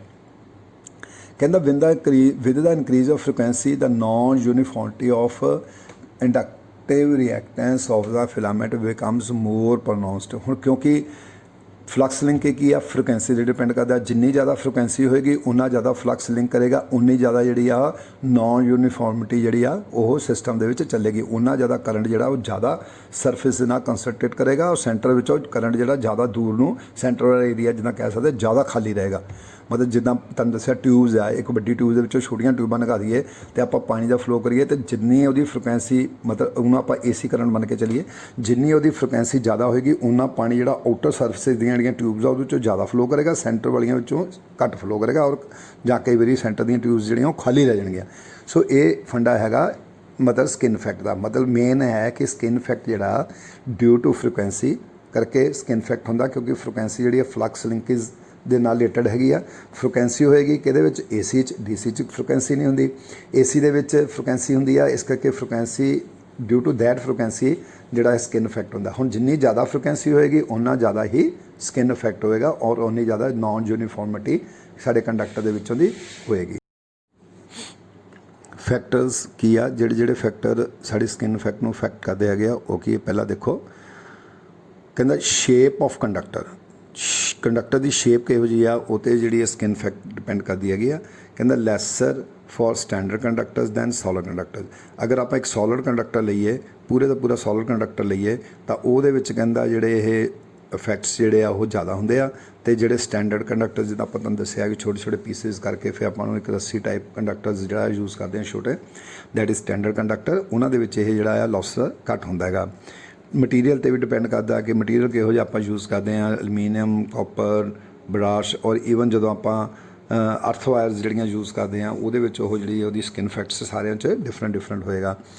Diameter of conductor, conductor का डायमीटर का स्किन इफेक्ट की होएगा? It increases with increase in diameter. हुण जितना डायमीटर ज़्यादा होएगा उन्ना जो स्किन इफेक्ट जोड़ा वो ज़्यादा होएगा। देखो मैं तुहानूं पहलां समझाया सी जिद्दां कि सपोज करो एक रस्ता हैगा वो पब्लिक जा रही है, रश पूरा आया, पूरा रस्ता भरिया होया जा रहा, कोई मतलब तंग गली हैगी आ, तो वो सेंटर में अगर आप अग बाल दीए तो वो सेक करके पब्लिक करेगी वो अग तो दूर जाने की कोशिश करेगी, पर वो उन्ने दायरे दे विच रहेगी जिन्नी वो गली हैगी, उस तो बाहर नहीं जा सकती। ठीक है ना, भावें उन्होंने सेक लगे पर लागे लागे होकर पब्लिक नंगी जाएगी, है ना, तो थोड़ा रस्ता जोड़ा वो खाली रहेगा। पर अगर आप उही गली नूं वड्डी कर दईए, सपोज करो 5 फुट की गली से आप 10 फुट कर दईए, तो नैचुरल पब्लिक जी आ वो होर ज़्यादा परे नूं होकर नंगेगी, क्योंकि सेंटर से अग चल रही है तो पब्लिक की कोशिश होएगी परे परे नूं होकर नंगीए, तो वो सेंटर वाला पोर्शन होर ज़्यादा खाली हो जाएगा। इस तरह ही साढ़े कंडक्टर च जो स्किन इफेक्ट आ करंट जोड़ा थॉरोली फ्लो करता है DC विच, पर आप AC बनाता। हुण AC करन दे नाल कि उहदे सेंटर विच जो फ्लक्स लिंक करता सी ज़्यादा करन लग पिया, तो उहदे करके जोड़ा सेंटर वाला पोर्शन आ वो खाली रहन लग पिया। पर हुण अगर आप डायमीटर इनक्रीज़ कर दईए तो नैचुरल है कि करंट की कोशिश की है कंसनट्रेट टू सरफेस, तो वो होर बाहर नूं भजन की कोशिश करेगा और सेंटर वाला पोर्शन ज़्यादा खाली रहेगा। इस तरह ये जिद्दां आप डायमीटर इनक्रीज़ करी जावांगे तिद्दां तिद्दां जोड़ा स्किन इफेक्ट जोड़ा वो वधदा जाएगा। उस बाद ऑपरेशन फ्रिक्वेंसी, फ्रिक्वेंसी तो की डिपेंड करता, कहता at low frequency the effect is very small. मतलब जिन्ना फ्रिक्वेंसी घट होएगी उन्ना इहदा इफैक्ट किहड़ा घट होएगा। And the increases with increase in frequency, तो फ्रिक्वेंसी के हिसाब नाल ये जिहड़ा स्किन इफैक्ट वो इनक्रीज करता। कई बार आप 50 हर्ट्ज दे विच छोटे डायमीटर नूं लैके अगर चलीए, कंडक्टर साइज छोटा हैगा तो फ्रिक्वेंसी अपनी 50 हर्ट्ज आ, तो कई बार स्किन इफैक्ट आप नैगलैक्ट कर दिंदे आ, उहनूं कंसीडर नहीं करते। पर जो कंडक्टर डाया वध जाता है तो उदों आप इहनूं जरूर कंसीडर करते हैं स्किन इफैक्ट नूं। हुण अपना टॉपिक है लाइन इंडक्टेंस। आप पहला पढ़ते हैं, देखो कहता generally electric power is transmitted through the transmission line with AC high voltage and current. कहता आम तौर पर जी इलैक्ट्रिकल पावर आप ट्रांसमिट करते हैं AC दे विच ते हाई वोल्टेज दे विच ते हाई करंट दे विच वो ट्रांसफर होंदी हैगी आ जी इलैक्ट्रिकल पावर है। तो कहता high valued alternating current while flowing through the conductor set up magnetic flux of high strength and alternating nature. हुण कहता जो हाई वैल्यू ऑफ करंट जो फ्लो करता किसी कंडक्टर के तुहानूं पता जो करंट फ्लो करता तो मैगनैटिक फ्लक्स बनता ही बनता है। बट ये हुण AC करंट है, इस करके एक बनूगा आल्टरनेटिंग नेचर फ्लक्स बनया पर नाल जिद्दां दा साडी फ्रिक्वेंसी आल्टरनेटिंग हैगी इदां इदां इहदा फ्लक्स भी जिहड़ा आल्टरनेट करदा कदी वध जांदा कद जीरो हो जांदा नैगेटिव हो जांदा वध जांदा जीरो हो जांदा नैगेटिव हो जांदा इस तरह करंट जिहड़ा आ फ्लक्स जिहड़ा आ साडे कंडक्टर दे विच आल्टरनेटिंग नेचर दे विच फ्लो कर मतलब नाल प्रोड्यूस हो रहा। This high valued alternating magnetic flux makes a linkage with their adjacent conductor parallel to the main conductor. हुण मेन कंडक्टर जिहदे विच आपां कंसीडर करदा उहदे नाल जिहड़े पैरेलल कंडक्टर जा रहे आ ये जिहड़ा मैग्नेटिक फ्लक्स है आल्टरनेटिंग मैग्नेटिक फ्लक्स आ कहंदा उहनां नूं भी लिंक करदा हैगा जिहड़े नाल साइड ते कंडक्टर्स जा रहे आ प्लस अपने आप तो लिंक करदा ही करदा प्लस नाल दे जिहड़े कंडक्टर्स आ उहनां नूं भी ये लिंक करना पैंदा। कहंदा flux linkage in a conductor happens internally and externally मतलब इंटरनली भी तो एक्सटर्नली दोनों तरह नाल लिंक करदा। कहंदा internally flux linkage is due to self current जो अंतर वो करंट फ्लो करे वो करके and externally flux due to external flux तो एक्सटर्नल फ्लक्स करके उस देखो जिदा सपोज करो एक मेन कंडक्टर लिया वो फ्लक्स लिंकेज चल रही है करंट फ्लो किया फ्लक्स लिंकेज बनी वो अपना फ्लक्स बनया उन्हें उन्हें लिंक किया प्लस वो फ्लक्स नाल दे कंडक्टर में भी लिंक कराया पर जिहड़ा नाल दा करंट है नाल दा सॉरी जिहड़ा कंडक्टर है वो अपने भी तो करंट फ्लो कर रहा ना वो अपना फ्लक्स बनूगा वो उन्होंने अफेक्ट करूगा तो पहले वाले नूं भी नाल अफेक्ट करूगा मतलब दोनों कंडक्टर जिहड़े आ एक दूजे नूं अफेक्ट करते हैं प्लस इंटरनली अपने आप के भी वो जिहड़ा फ्लक्स लिंकेज जिहड़ा वो अफेक्ट करता है। कहंदा इस करके फिर पढ़ो इन्हों देखो internally flux linkage is due to high current and externally flux linkage due to external flux दो तरह के मतलब जिहड़े फ्लक्स लिंकेज होंदे एक इंटरनल एक एक्सटर्नल। कहना now the term inductance is closely related to the flux linkage. हुण जिहड़ी मतलब आपां इंडक्टेंस की गल करते हैं ये कहता कि डिपेंड करती है कितना फ्लक्स लिंक कर रहा डिनोटेड बाय लैमडा लैमडे नाल आपां इहनूं शो करते हैं। Suppose A coil with n number of turns कोई कॉयल हुण आपां मान लो ले n नंबर ऑफ टर्न्स है उहदे is linkage with flux F5 due to current I। हुण उहदे चों करंट I फ्लो किया उहदे करके फ्लक्स बनया 5। हुण ये फ्लक्स करंट ते जिहड़ी टर्म्स है इन्हां दा की रिलेशन है than inductance L equal to flux linkage कितना फ्लक्स लिंक किया divided by current. This is the formula for inductance flux linkage divided by current equal to हुण किहदे बराबर है देखो n की है नंबर ऑफ टर्न्स किन्नियां कॉइल्स दे विच टर्न्स हैगियां ते फ्लक्स कितना फ्लक्स नूं लिंक कर रहा एक नूं कितना कर रहा ते नंबर ऑफ टर्न्स नूं कितना कर रहा टोटल फ्लक्स लिंकेज हो गया डिवाइडेड बाय करंट ते कितना करंट सीगा जिहदे करके फ्लक्स प्रोड्यूस आ उहदे नाल नूं डिवाइड कर दईए तो वो बन जाती है इंडक्टेंस ऑफ दैट कॉइल जां दैट कंडक्टर। कहते but in transmission line n equal to 1 हुण जिहड़ी ट्रांसमिशन लाइन दे विच नंबर ऑफ टर्न्स किन्नियां 1 इक्को ही लाइन कंडक्टर जा रहा एक सके नंबर ऑफ टर्न्स किन्नियां 1 we have to calculate only the value of flux. हुण सानूं सिर्फ फ्लक्स की वैल्यू कैलकुलेट करनी पैनी है तो करंट साडे को ऑलरेडी पता है सानूं कितना फ्लो कर रहा तो फ्लक्स की वैल्यू अगर सानूं पता लग जाए then hence we can get the transmission line inductance. तो फिर सानूं ट्रांसमिशन लाइन की इंडक्टेंस जिहड़ी आ वो पता लग जाती हैगी। समझ गए ट्रांसमिशन लाइन दे विच इंडक्टेंस की चीज़ आ की कहता है कि एक बार फिर आप कहते मान लो सपोज करो 3 कंडक्टर्स जा रहे 3 फेस लाइन आ तिन्ना विच अपना अपना करंट फ्लो कर रहा नैचुरल लैके वो करंट जिहड़ा आल्टरनेटिव करंट आ उहदे करके जिहड़ा फ्लक्स जनरेट होगा वो भी आल्टरनेटिव होगा। हुण तिन्ना विच अपना अपना फ्लक्स जिहड़ा हो आल्टरनेटिव फ्लक्स जिहड़ा जनरेट लिंक कर रहा है। हुण वो अपना तो कर ही रहा क्योंकि उसकी कोई स्ट्रेंथ है इस करके वो नाल दे कंडक्टर्स नूं भी लिंक करना पिया। हुण दो तरह के इंडक्टेंस बन गए मतलब फ्लक्स लिंकेज बन गए एक इंटरनली एक एक्सटर्नली। इंटरनली अपने उस कंडक्टर के विचों जिहड़ा करंट फ्लो किया उहदे करके जिहड़ा फ्लक्स बनया लेकिन वो फ्लक्स जो दूजे कंडक्टर में लिंक करूगा तो बन जाता एक्सटर्नली। इस तरह ये जिहड़ा साडा इंटरनली एक्सटर्नली जिहड़ा फ्लक्स लिंकेज करदा due to that flux linkage साडे उस कंडक्टर दे विच एक इंडक्टेंस बन जाती हैगी आ। वो इंडक्टेंस का फार्मूला की आ inductance equal to N∅ divided by I। N∅ की चीज़ आ फ्लक्स लिंकेज एक conductor plus number of conductors जो नंबर ऑफ कंडक्टर्स बन जाते हैं तो जो फ्लक्स लिंक करता जो आप दोनों मल्टीप्लाई कर देना टोटल फ्लक्स लिंकेज बन जाता। टोटल फ्लक्स लिंकेज नूं जो तुसीं करंट नाल डिवाइड कर देते हैं। हुण है देखो इंडक्टेंस इन 3 फेज लाइन तुहाडे सिलेबस दे विच सिर्फ फार्मूला है उहदी डेरीवेशन नहीं है इस करके आपां इहनूं सिंपली फार्मूला तुहानूं दस दिंदे आ।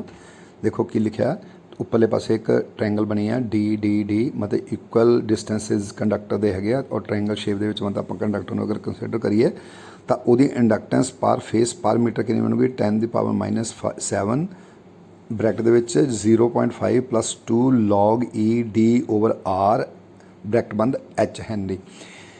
ਹੁਣ ਦੇਖੋ ਇਹਦੇ ਵਿੱਚ ਕੀ ਆ ਡੀ ਬਟਾ R. What is D? D ਦੇਖੋ ਪਰ ਡਾਇਗਰਾਮ ਦੇ ਬਣਿਆ ਹੋਇਆ, D is the distance between conductor to conductor. ਇੱਕ ਕੰਡਕਟਰ ਤੋਂ ਲੈ ਕੇ ਦੂਜੇ ਕੰਡਕਟਰ ਤੱਕ ਦੀ ਜਿਹੜੀ ਸਪੇਸਿੰਗ ਹੈ, ਡਿਸਟੈਂਸ ਹੈ, ਉਹ ਡੀ ਹੈ। ਹੁਣ ਇਹ 'ਚ ਇਕੁਅਲੀ ਸਪੇਸ ਹੈਗੇ ਆ ਕੰਡਕਟਰ ਹੈ, ਇਕੁਅਲੀ ਸਪੇਸ ਦਾ ਮਤਲਬ ਤਿੰਨਾਂ ਕੰਡਕਟਰ ਦੇਖੋ ਬਰਾਬਰ ਡੀ ਡੀ ਡੀ ਸ਼ੋ ਕੀਤਾ ਹੋਇਆ, ਇਸ ਕਰਕੇ ਇਹਦਾ ਫਾਰਮੂਲਾ ਇਹ ਬਣਦਾ ਹੈਗਾ। ਬਟ ਐਕਚੁਅਲ 'ਚ ਆਪਾਂ ਫੀਲਡ ਦੇ ਵਿੱਚ ਦੇਖੀਏ ਤਾਂ ਕਿਸੇ ਵੀ ਹਾਲਤ ਦੇ ਵਿੱਚ ਕੰਡਕਟਰ ਦੀ ਸਪੇਸਿੰਗ ਜਿਹੜੀ ਉਹ ਬਰਾਬਰ ਨਹੀਂ ਰਹਿ ਸਕਦੀ ਹੈਗੀ। ਪੂਰੀ ਲੌਂਗ ਲਾਈਨਸ ਦੇ ਵਿੱਚ ਖਾਸ ਤੌਰ 'ਤੇ, ਛੋਟੀਆਂ ਲਾਈਨਸ 'ਚ ਵੀ ਨਹੀਂ ਰਹਿ ਸਕਦੀ, ਬਟ ਲੌਂਗ ਲਾਈਨਸ ਦੇ ਵਿੱਚ ਤਾਂ ਖਾਸ ਤੌਰ 'ਤੇ ਜਿਹੜੀ ਇਹ ਸਪੇਸਿੰਗ ਬਿਟਵੀਨ ਦਾ ਕੰਡਕਟਰ ਜਿਹੜੀ ਇਕੁਅਲ ਨਹੀਂ ਰਹਿ ਸਕਦੀ।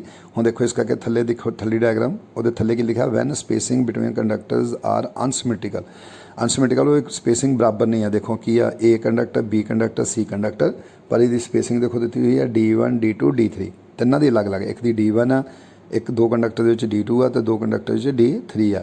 ਤਾਂ ਉਸ ਕੇਸ ਦੇ ਵਿੱਚ ਫਾਰਮੂਲਾ ਕੀ ਬਣ ਜੂਗਾ, ਸਾਰਾ ਫਾਰਮੂਲਾ ਸੇਮ ਰਹੂਗਾ, ਬਟ ਡੀ ਜਿਹੜਾ ਕੀ ਬਣ ਜੂਗਾ D1 D2 D3 the cube route.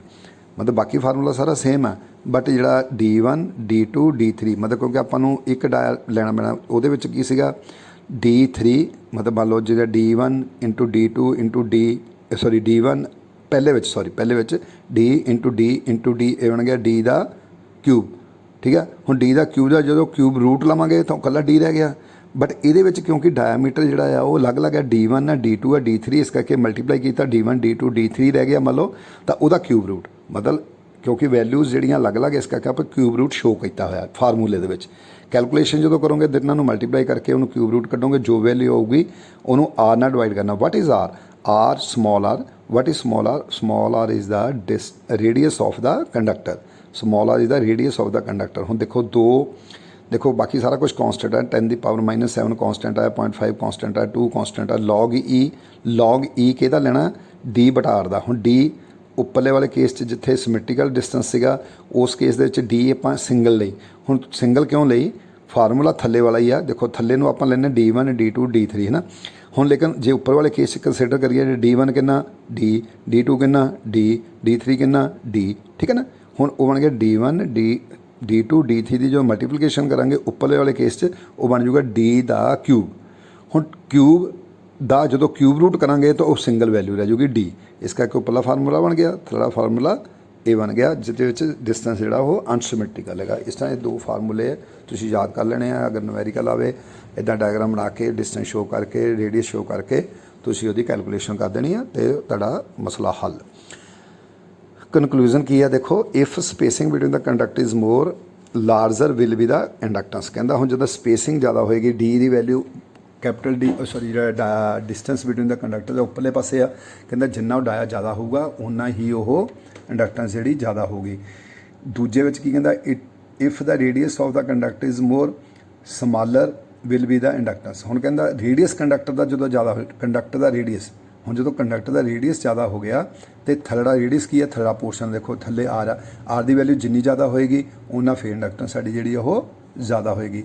If the length of the line is increase more will be the inductance. ਹੁਣ ਲੈਂਥ ਕਿੱਥੇ ਆ, ਦੇਖੋ ਲੈਂਥ ਜਿਹੜੀ ਆ ਟੋਟਲ ਲੈਂਥ ਜਿਹੜੀ ਕੰਡਕਟਰ ਦੀ ਉਹ ਆਪਾਂ ਲੈਣੀ, ਜਿੰਨੀ ਜ਼ਿਆਦਾ ਲੈਂਥ ਹੋਏਗੀ ਉਨੀ, ਮਤਲਬ ਨੰਬਰ ਆਫ ਟਰਨਸ ਜਿਹਨੂੰ ਆਪਾਂ ਕਹਿੰਦੇ ਆ, ਜਾਂ ਲੈਂਥ ਉਹਦੀ ਬਣ ਗਈ N, ਉਹ ਜਿੰਨੀ ਜ਼ਿਆਦਾ ਉਨਾ ਹੀ ਉਹ ਇੰਡਕਟੈਂਸ ਜਿਹੜਾ ਉਸ ਕੰਡਕਟਰ ਦੇ ਵਿੱਚ ਜ਼ਿਆਦਾ ਹੋਏਗਾ। ਇਸ ਤਰ੍ਹਾਂ ਇਹ ਕੰਡਕਟਰਸ ਜਿਹੜਾ ਆ ਇੰਡਕਟੈਂਸ ਇਸੇ ਦਾ ਜਿਹੜਾ ਇੰਡਕਟੈਂਸ ਆਪਾਂ ਕੰਸੀਡਰ ਕਰਕੇ ਚੱਲਦੇ ਹੈਗੇ ਆ ਲਾਈਨ ਦੇ ਵਿੱਚ।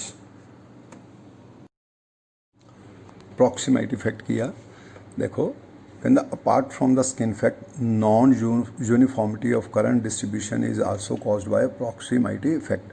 ਕਹਿੰਦਾ ਜਿੱਦਾਂ ਸਕਿਨ ਇਫੈਕਟ ਸੀਗਾ, ਇਸੇ ਦਾ non uniformity is of current distribution also caused by proximity effect ਕਹਿੰਦਾ ਕੀ ਅੱਗੇ ਆਪਾਂ ਡਿਸਕਸ ਕਰਦੇ ਹਾਂ। ਉਹਦੇ ਕਰਕੇ ਵੀ ਸਾਡੇ ਜਿਹੜਾ ਕਰੰਟ ਆ ਉਹਦੀ ਯੂਨੀਫਾਰਮਿਟੀ ਜਿਹੜੀ ਆ ਉਹ ਨਹੀਂ ਰਹਿੰਦੀ, ਕਰੰਟ ਜਿਹੜਾ ਉਹ ਪ੍ਰੋਪਰਲੀ ਡਿਸਟਰੀਬਿਊਟ ਨਹੀਂ ਰਹਿੰਦਾ, ਸੈਂਟਰ ਵਿੱਚੋਂ ਖਾਲੀ ਰਹਿੰਦਾ, ਸਾਈਡਾਂ ਤੋਂ ਜਾਂਦਾ, that is called proximity effect.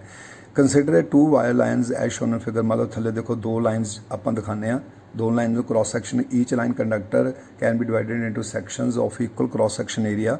Cross section area ਕਰਕੇ ਆਪਾਂ ਇਕੁਅਲੀ ਉਹਨਾਂ ਨੂੰ ਡਿਵਾਈਡ ਕਰਤਾ। ਹੁਣ ਤੇ ਉਹਦੇ ਪੇਅਰਸ ਬਣਾਤੇ, ਕਿੱਦਾਂ ਪੇਅਰਸ ਬਣਾਏ, ਦੇਖੋ A A dash, B dash, C dash. ਇਹ ਕੀ ਕਹਿੰਦਾ, can form 3 loops in parallel. 3 loops ਕਹਿੰਦਾ ਪੈਰਲਲ ਦੇ ਵਿੱਚ ਬਣਦੀਆਂ ਪਈਆਂ। ਇੱਕ ਹੈਗੀ ਲੂਪ A ਡੈਸ਼, ਦੂਜੀ ਲੂਪ ਮੰਨ ਲਓ ਆਪਾਂ ਇਮੈਜਨਰੀ ਹੈ ਇਹ ਸਾਰਾ ਕੁਛ, ਕੰਡਕਟਰ ਨੂੰ ਐਕਚੁਅਲ 'ਚ ਨਹੀਂ ਕੀਤਾ, ਕੰਡਕਟਰ ਤਾਂ ਚੱਲ ਰਿਹਾ ਜੋ ਚੱਲ ਰਿਹਾ, ਬਟ ਆਪਾਂ ਇਮੈਜਨਰੀ ਉਹਦੇ 3 ਹਿੱਸੇ ਕੀਤੇ, 2 ਕੰਡਕਟਰ 6 ਹਿੱਸੇ ਕਰਤੇ, 6 ਹਿੱਸਿਆਂ ਨੂੰ ਪੇਅਰ ਕਰ ਦਿੱਤਾ ਆਪਸ ਦੇ ਵਿੱਚ, ਤਾਂ 3 ਹਿੱਸੇ ਬਣ ਗਏ, 3 ਲੂਪਸ ਬਣ ਗਈਆਂ। ਕਿਹੜੀ ਪਹਿਲੀ ਲੂਪ ਬਣੀ A ਡੈਸ਼, ਦੂਜੀ ਲੂਪ ਬਣੀ B ਡੈਸ਼, ਤੀਜੀ ਲੂਪ ਬਣੀ C ਡੈਸ਼। ਕਹਿੰਦਾ the flux linking loop A dash and therefore its inductance, flux link ਕੀਤਾ A ਤੇ A ਡੈਸ਼ ਦਾ, ਤਾਂ ਉਹਦੇ ਵਿੱਚ ਫਲਕਸ ਲਿੰਕ ਕਰਨਾ ਇੰਡਕਟੈਂਸ ਬਣ ਗਈ, is the least and it increases somewhat for loop B dash and C dash। ਕਹਿੰਦਾ ਮਤਲਬ ਇਹਨਾਂ ਦੇ ਵਿੱਚ ਜਿਹੜਾ ਫਲਕਸ ਲਿੰਕੇਜ ਲੂਪ A ਤੇ A1 and therefore inductance is the least, ਸਭ ਤੋਂ ਘੱਟ ਹੈਗਾ ਇਹਦੇ ਵਿੱਚ, ਤੇ ਜਿੱਦਾਂ ਜਿੱਦਾਂ ਕਹਿੰਦਾ ਆਪਾਂ ਬਾਹਰਲੇ ਪਾਸੇ ਜਾਂਦੇ ਹਾਂ ਫਲਕਸ ਲਿੰਕੇਜ ਜਿਹੜਾ ਉਹ ਵੱਧਦਾ ਜਾਂਦਾ। ਇਹ ਸਭ ਨਾਲ ਇਹਦੀ ਸੈਟਿੰਗ ਕੀਤੀ ਹੋਈ ਆ। Thus the density of AC flowing through the conductor is highest at the inner edge. ਹੁਣ ਇਸ ਕੇਸ ਦੇ ਵਿੱਚ ਕੀ ਹੋਊਗਾ ਕਿ ਕਿਉਂਕਿ ਫਲਕਸ ਲਿੰਕੇਜ ਜਿਹੜਾ A ਤੇ A ਲੂਪ ਦੇ ਵਿੱਚ ਸਭ ਤੋਂ ਘੱਟ ਫਲੋ ਕਰ ਰਿਹਾ, ਇਸ ਕਰਕੇ ਇਸ ਕੇਸ ਦੇ ਵਿੱਚ ਕਰੰਟ ਜਿਹੜਾ ਉਹ ਕੋਸ਼ਿਸ਼ ਕਰੂਗਾ ਸੈਂਟਰ ਦੇ ਵਿੱਚੋਂ ਲੱਗਣ ਤੋਂ, ਤੇ ਸਾਈਡਾਂ ਜਿਹੜੀਆਂ ਉਹਦੀਆਂ ਖਾਲੀ ਰਹਿਣਗੀਆਂ। 10 the density of AC flowing through the conductor is highest in the inner edge. ਇਸ ਕੇਸ ਦੇ ਵਿੱਚ ਇਨਰ ਐਜ ਦੇ ਵਿੱਚ ਡੈਂਸਿਟੀ ਜਿਹੜੀ ਜ਼ਿਆਦਾ ਹੋਏਗੀ of the conductor and the least at the outer as, ਤੇ ਬਾਹਰਲੇ ਪਾਸੇ ਜਿਹੜੀ ਉਹ ਡੈਂਸਿਟੀ ਜਿਹੜੀ ਘੱਟ ਹੋ ਜੂਗੀ। And this effect is called ਪ੍ਰੋਕਸੀਮੇਟੀ।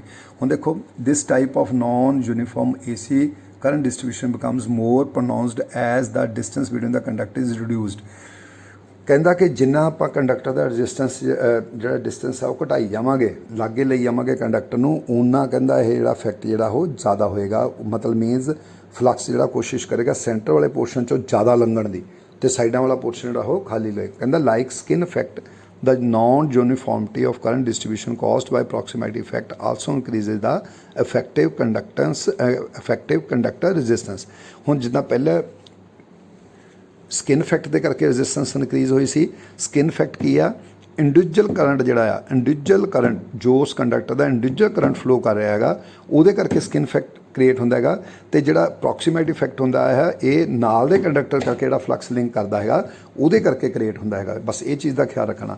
ਜਿਹੜਾ ਮੰਨ ਲਓ ਕੋਈ ਇੱਕ ਸਿੰਗਲ ਕੰਡਕਟਰ ਜਾ ਰਿਹਾ ਉਹ 'ਚ ਪ੍ਰੋਕਸੀਮੇਟੀ ਇਫੈਕਟ ਨਹੀਂ ਹੋਏਗਾ। ਸਿੰਗਲ ਕੰਡਕਟਰ ਮੰਨ ਲਓ ਸਪੋਜ਼ ਕਰੋ ਜਸਟ, ਤਾਂ ਉਹਦੇ ਵਿੱਚ ਕਿਹੜਾ ਇਫੈਕਟ ਹੋਏਗਾ, ਸਕਿਨ ਇਫੈਕਟ ਜ਼ਿਆਦਾ ਹੋਏਗਾ। ਸਕਿਨ ਇਫੈਕਟ ਇਕੱਲਾ ਕੰਸੀਡਰ ਕਰਾਂਗੇ।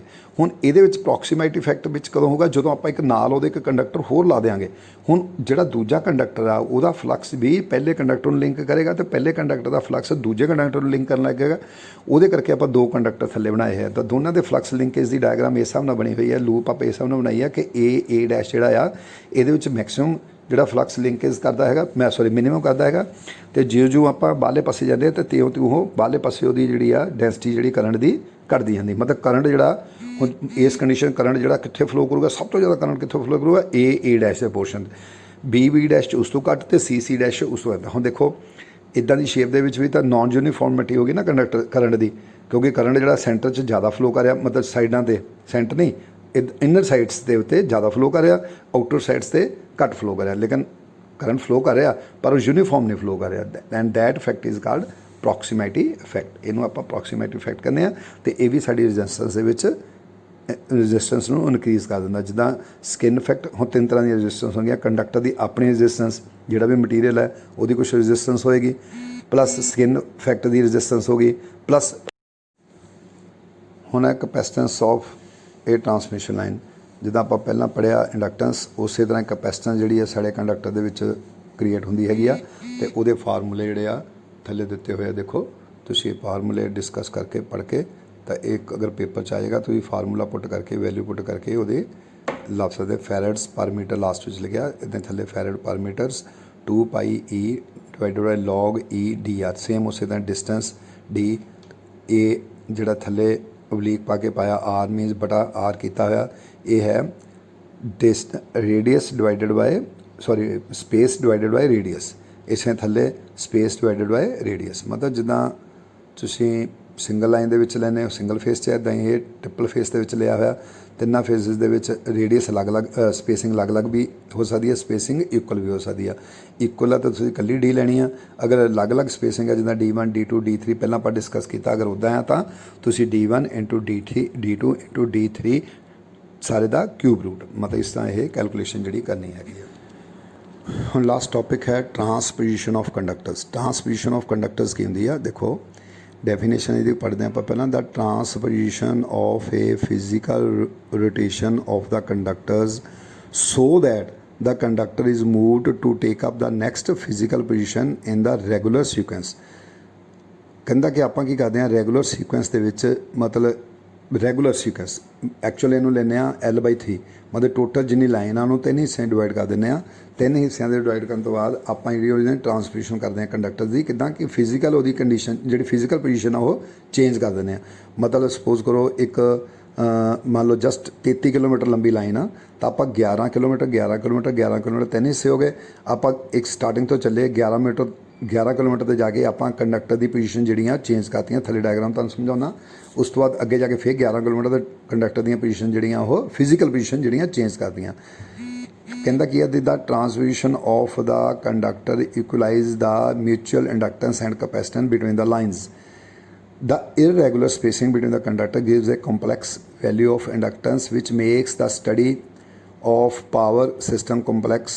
The transmission is mainly done by the switching station and the substations. The transmission cycle is given in the figure।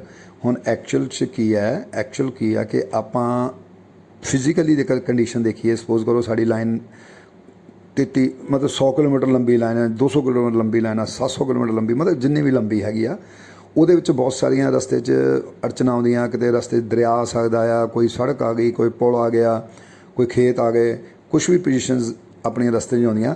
ਉਸ ਕੰਡੀਸ਼ਨ ਦੇ ਵਿੱਚ ਜਿੱਦਾਂ ਆਪਾਂ ਪਹਿਲਾਂ ਇੰਡਕਟੈਂਸ ਵਾਲੇ ਕੇਸ 'ਚ ਪੜ੍ਹਿਆ ਸੀਗਾ ਜਾਂ ਕਪੈਸਿਟੈਂਸ ਵਾਲੇ ਕੇਸ ਪੜ੍ਹਿਆ ਸੀਗਾ, ਸਪੇਸਿੰਗ ਬਿਟਵੀਨ ਦਾ ਕੰਡਕਟਰਸ ਜਿਹੜੀ ਇਕੁਅਲ ਨਹੀਂ ਰਹਿੰਦੀ। ਸਪੇਸਿੰਗ ਬਿਟਵੀਨ ਦਾ ਕੰਡਕਟਰ ਜਿਹੜੀ ਆ ਇਕੁਅਲ, ਕਿਉਂਕਿ ਕਦੀ ਸਾਨੂੰ ਟਾਵਰ ਵੱਡਾ ਲਾਉਣਾ ਪੈਂਦਾ, ਫਿਰ ਦਰਿਆ ਪੁਲ ਆ ਗਿਆ, ਸਾਨੂੰ ਟਾਵਰ ਉੱਚਾ ਚੱਕਿਆ, ਫਿਰ ਪੁਲ ਤੋਂ ਥੱਲੇ ਨੂੰ ਲਾਈਨ ਲੈ ਕੇ ਆਉਣੀ ਹੈ, ਸਾਨੂੰ ਟਾਵਰ ਨੀਵਾਂ ਕਰਨਾ ਪੈਂਦਾ। ਹੁਣ ਉਸ ਕੰਡੀਸ਼ਨ 'ਚ ਜਿਹੜੀਆਂ ਕੰਡਕਟਰ ਦੀ ਸਪੇਸਿੰਗ ਹੈਗੀ ਆ ਇਨ ਬਿਟਵੀਨ ਕੰਡਕਟਰ 3 ਫੇਜ਼ ਲੈਂਦੇ, ਉਹ ਇਕੁਅਲ ਨਹੀਂ ਰਹਿੰਦੀ। ਡਿਊ ਟੂ ਦੈਟ ਜਿਹੜੇ ਸਾਡੇ ਕੌਂਸਟੈਂਟਸ ਨੇ, ਕੌਂਸਟੈਂਟਸ ਕਿਹੜੇ ਇੰਡਕਟੈਂਸ, ਕਪੈਸਿਟੈਂਸ ਅਤੇ ਰੈਜ਼ਿਸਟੈਂਸ, ਡਿਊ ਟੂ ਦੈਟ ਉਹ ਕੌਂਸਟੈਂਟਸ ਵੀ ਜਿਹੜੇ ਚੇਂਜ ਹੁੰਦੇ ਰਹਿੰਦੇ ਨੇ, ਮਤਲਬ ਯੂਨੀਫਾਰਮਲੀ ਕੌਂਸਟੈਂਟਸ ਨਹੀਂ ਰਹਿੰਦੇ। ਜੇ ਆਪਾਂ ਕਹੀਏ ਸਟਾਰਟਿੰਗ 'ਚ ਆਪਾਂ ਜਿੰਨੇ ਓਮਸ ਇੰਡਕਟੈਂਸ ਕਪੈਸਿਟੈਂਸ ਜਿੰਨੀ ਵੈਲਿਊ ਭੇਜੀ ਆ, ਉਸ ਐਂਡ ਵਿੱਚ ਵੀ ਉਨੀ ਨਹੀਂ ਰਹਿੰਦੀ ਇੱਦਾਂ, ਕਿਉਂਕਿ ਰਸਤੇ 'ਚ ਜਿਹੜੇ ਉਹਦੇ ਆ ਡਿਸਟੈਂਸਿਸ ਆ, ਜਿਹੜੀਆਂ ਸਪੇਸਿੰਗ ਬਿਟਵੀਨ ਦਾ ਕੰਡਕਟਰਸ ਆ, ਉਹ ਚੇਂਜ ਹੁੰਦੀਆਂ ਰਹਿੰਦੀਆਂ, ਪੋਜੀਸ਼ਨ ਚੇਂਜ ਹੁੰਦੀ ਰਹਿੰਦੀ ਆ।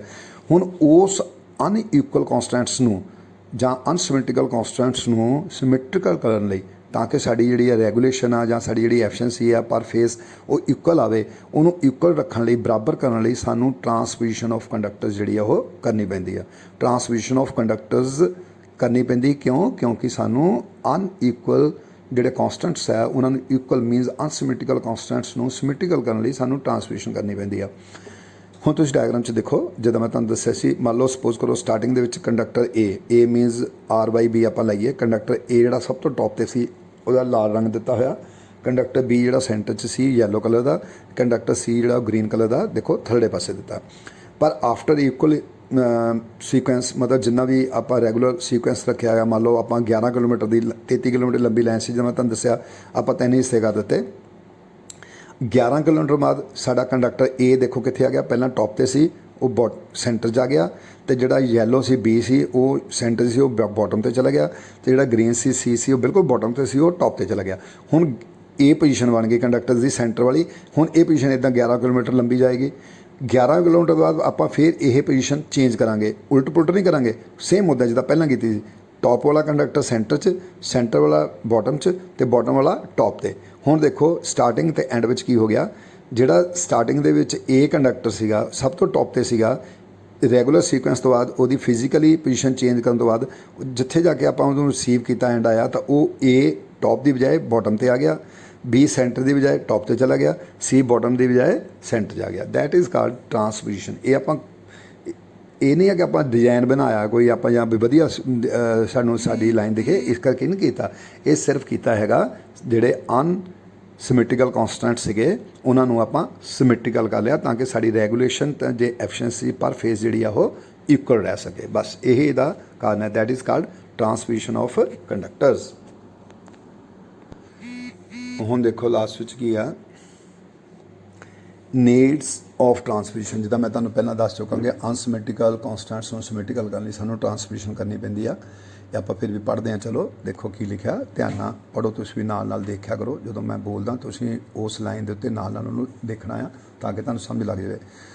To make unsymmetrical constants, to symmetrical constants in long transmission lines due to unequal spacing between conductors is called transmission of conductors। ਜਿੱਦਾਂ ਮੈਂ ਤੁਹਾਨੂੰ ਪਹਿਲਾਂ ਦੱਸਿਆ ਕਿ ਅਨਸਿਮੈਟ੍ਰੀਕਲ ਕੌਂਸਟੈਂਟਸ ਨੂੰ ਸਿਮੈਟ੍ਰੀਕਲ ਕੌਂਸਟੈਂਟਸ ਦੇ ਵਿੱਚ ਕਨਵਰਟ ਕਰਨ ਲਈ ਆਪਾਂ ਨੂੰ ਜਿਹੜਾ ਇਹ ਡਿਊ ਟੂ ਅਨਈਕੁਅਲ ਸਪੇਸਿੰਗ ਜਿਹੜੀ ਸੀਗੀ ਉਹਦੇ ਕਰਕੇ ਜਿਹੜੇ ਅਨਸਿਮੈਟ੍ਰੀਕਲ ਕੌਂਸਟੈਂਟਸ ਕ੍ਰੀਏਟ ਹੋਏ ਉਹ ਸਿਮੈਟ੍ਰੀਕਲ ਕਰਨ ਲਈ ਸਾਨੂੰ ਟਰਾਂਸਮਿਸ਼ਨ ਆਫ ਕੰਡਕਟਰਸ ਜਿਹੜੀ ਕਰਨੀ ਪੈਂਦੀ ਆ। The inductance of unsymmetrical line causes voltage drops even if the voltage is in a balanced condition। unequal ਜਾਂ ਅਨਸਿਮੈਟ੍ਰੀਕਲ ਜਿਹੜੇ ਇੰਡਕਟੈਂਸ ਆ ਉਹ ਵੋਲਟੇਜ ਡ੍ਰੌਪਸ ਉਹਦੇ ਕਰਕੇ ਕ੍ਰੀਏਟ ਹੁੰਦੇ ਹੈਗੇ ਆ, ਤਾਂ ਉਹ ਵੋਲਟੇਜ ਡ੍ਰੌਪਸ ਵੀ ਜਿਹੜੇ ਅਨਈਕੁਅਲ ਹੋ ਜਾਂਦੇ ਆ because the induced voltage the magnetic flux exist in the conductor which causes the interference in the line. this can be reduces by continually exchanging the position of the conductor। ਕਹਿੰਦਾ ਆਪਾਂ ਮਤਲਬ ਜਿਹੜੇ magnetic field ਜਿਹੜਾ exist ਹੋਇਆ ਉਹਦੇ ਕਰਕੇ conductor ਵਿੱਚ ਜਿਹੜੀ ਇੰਟਰਫੇਰੈਂਸ ਕ੍ਰੀਏਟ ਹੋਈ ਇੱਕ ਦੂਜੇ ਦੇ ਨਾਲ, ਉਹਦੇ ਕਰਕੇ ਜਿਹੜਾ ਸਾਡਾ ਕੌਂਸਟੈਂਟਸ ਜਿਹੜੇ ਉਹ ਚੇਂਜ ਹੋ ਗਏ। ਕੌਂਸਟੈਂਟਸ ਤਾਂ ਸੀਗੇ ਹੀ ਤੇ ਬਟ ਇੱਕ ਦੂਜੇ ਦੀ ਜਿਹੜੀ ਆ ਮਤਲਬ ਫਲਕਸ ਲਿੰਕੇਜ ਦੇ ਨਾਲ ਜਿਹੜਾ ਕੌਂਸਟੈਂਟਸ ਜਿਹੜੇ ਚੇਂਜ ਹੋਏ ਉਹਨਾਂ ਨੂੰ ਇਕੁਅਲ ਕਰਨ ਲਈ ਸਾਨੂੰ ਕਹਿੰਦਾ ਇਹ ਟਰਾਂਸਮਿਸ਼ਨ ਜਿਹੜੀ ਕਰਨੀ ਪੈਂਦੀ, ਫਿਜ਼ੀਕਲ ਟਰਾਂਸਮਿਸ਼ਨ। ਇੱਧਰੋਂ ਚੱਕਿਆ ਇੱਧਰ ਬਿਠਾਤਾ, ਇੱਧਰੋਂ ਚੱਕਿਆ ਇੱਧਰ ਬਿਠਾਤਾ। ਕਲਾਸ ਦੇ ਵਿੱਚ ਕਈ ਵਾਰੀ ਨਿਆਣੇ ਖੱਪ ਕਰਦੇ ਹੋਣ, ਰੌਲਾ ਪਾਉਂਦੇ ਹੋਣ, ਤਾਂ ਆਪਾਂ ਨਿਆਣਿਆਂ ਦੀ ਟਰਾਂਸਮਿਸ਼ਨ ਕਰਦੇ ਹਾਂ, ਚੱਲ ਓਏ ਤੂੰ ਖੱਪ ਕਰਦਾ ਪਿੱਛੇ ਚੱਲ ਜਾ, ਚੱਲ ਤੂੰ ਇਹਦੀ ਜਗ੍ਹਾ 'ਤੇ ਤੂੰ ਆ ਜਾ। ਉਹ ਫਿਰ ਚੁੱਪ ਹੋ ਜਾਂਦਾ, ਸ਼ਾਂਤ ਹੁੰਦਾ, ਕਹਿੰਦਾ ਸਰ, ਫਿਰ ਉੱਥੇ ਰੌਲਾ ਪਾਉਂਦਾ, ਆਪਾਂ ਕਹਿੰਦੇ ਨਹੀਂ ਚੱਲ ਤੂੰ ਇੱਥੋਂ ਫਿਰ ਸੈਂਟਰ ਜਿਹਾ 'ਚ ਆ ਜਾ। ਉਹਨੂੰ ਮਤਲਬ ਦੈਟ ਇਜ਼ ਫਿਜ਼ੀਕਲ ਟਰਾਂਸਮਿਸ਼ਨ, ਇੱਕ ਦੂਜੇ ਨੂੰ ਚੇਂਜ ਕਰ ਦੇਣਾ। ਲੇਕਿਨ ਲਾਈਨ ਦੇ ਵਿੱਚ ਆਪਾਂ ਉਹ ਇਕੁਅਲ ਡਿਸਟੈਂਸਿਸ 'ਤੇ ਕਰਦੇ ਹੈਗੇ ਆ, ਬਰਾਬਰ ਡਿਸਟੈਂਸ 'ਤੇ। ਜੇ 15 ਮੰਨ ਲਓ ਕਿਲੋਮੀਟਰ 'ਤੇ ਕੀਤਾ ਤਾਂ 15 ਕਿਲੋਮੀਟਰ ਫਿਰ ਅਗਲੀ ਵਾਰੀ, ਫਿਰ 15 ਕਿਲੋਮੀਟਰ ਦੋਸਤੋਂ ਅਗਲੀ ਵਾਰੀ, ਮਤਲਬ ਪੂਰੀ ਲਾਈਨ ਨੂੰ ਬਰਾਬਰ ਇਕੁਅਲ ਡਿਸਟੈਂਸਿਸ ਦੇ ਵਿੱਚ ਡਿਵਾਈਡ ਕਰਕੇ ਆਪਾਂ ਇਹ ਟਰਾਂਸਮਿਸ਼ਨ ਕਰਦੇ ਹੈਗੇ ਆ। ਦੇਖੋ ਮੈਥਡ ਦੇ ਵਿੱਚ ਹੋਰ ਜ਼ਿਆਦਾ ਉਹਨੇ ਕਲੀਅਰ ਕੀਤਾ, ਕਹਿੰਦਾ transmission of line can be done by placing the 1/3 segment of all 3 phases of the conductor in the same line. 1/3 ਮਤਲਬ 3 ਹਿੱਸੇ ਕਰਕੇ ਆਪਾਂ ਉਹਨੂੰ ਚੱਲਦੇ ਹੈਗੇ ਆ, ਅਤੇ ਉਹਨੂੰ ਬਰਾਬਰੀ ਹਿੱਸੇ 3 ਹਿੱਸੇ ਡਿਵਾਈਡ ਕਰਕੇ ਟਰਾਂਸਮਿਸ਼ਨ ਕਰ ਦਿੰਦੇ ਆ। The transmission balance the capacitance of the line due to which the voltage is also balanced. ਕਹਿੰਦਾ ਟਰਾਂਸਮਿਸ਼ਨ ਜਿਹੜੀ ਆ ਇੰਡਕਟੈਂਸ ਅਤੇ ਕਪੈਸਿਟੈਂਸ ਨੂੰ ਬੈਲੈਂਸ ਕਰ ਦਿੰਦੀ ਆ, ਤਾਂ ਉਹਦੇ ਕਰਕੇ ਜਿਹੜੀ ਸਾਡੀ ਵੋਲਟੇਜ ਆ ਉਹ ਵੀ ਬੈਲੈਂਸ ਹੋ ਜਾਂਦੀ ਆ। ਕਹਿੰਦਾ ਡਿਸਐਡਵਾਂਟੇਜ ਆਫ ਟਰਾਂਸਮਿਸ਼ਨ ਕੀ ਆ, frequently changing the position of conductors weaken the supportive structure which increase the cost of system. Natural ਆ ਕੇ ਟਰਾਂਸਮਿਸ਼ਨ ਕਰਨ ਲਈ ਹੋਰ ਕੁਛ ਵੀ ਨਾ ਹੋਵੇ ਤਾਂ ਟਰਾਂਸਮਿਸ਼ਨ ਕਰਨ ਲਈ ਸਾਨੂੰ ਟਾਵਰ ਐਕਸਟਰਾ ਲਾਉਣੇ ਪੈਂਦੇ ਆ ਕਿ ਤਾਂ ਹੀ ਉਹ ਟਰਾਂਸਮਿਸ਼ਨ ਹੋਵੇਗੀ ਕੰਡਕਟਰ ਦੀ। ਤਾਂ ਇਸ ਕਰਕੇ ਕਹਿੰਦਾ ਇਹ ਜਿਹੜਾ ਸਾਡਾ ਖਰਚਾ ਵੱਧ ਜਾਂਦਾ ਅਤੇ ਸਾਡਾ ਸਿਸਟਮ ਵੀ ਥੋੜ੍ਹਾ ਵੀਕ ਹੋ ਜਾਂਦਾ ਹੈਗਾ। ਇਸ ਤਰ੍ਹਾਂ ਇਹ ਸਾਡੇ ਕੌਂਸਟੈਂਟਸ, ਉਹਨਾਂ ਦੀ ਟਰਾਂਸਮਿਸ਼ਨ, ਉਹਨਾਂ ਦੇ ਐਡਵਾਂਟੇਜ ਡਿਸਐਡਵਾਂਟੇਜ ਕੀ, ਉਹ ਪ੍ਰੋਕਸੀਮਿਟੀ ਇਫੈਕਟਸ ਕੀ ਹੁੰਦੇ ਆ ਅਤੇ ਸਕਿਨ ਇਫੈਕਟਸ ਕੀ ਹੁੰਦੇ ਆ, ਸਾਰੇ ਆਪਾਂ ਇਸ ਟੌਪਿਕ ਵਿੱਚ ਅੱਜ ਪੜ੍ਹੇ ਹੈਗੇ ਆ। Thank you.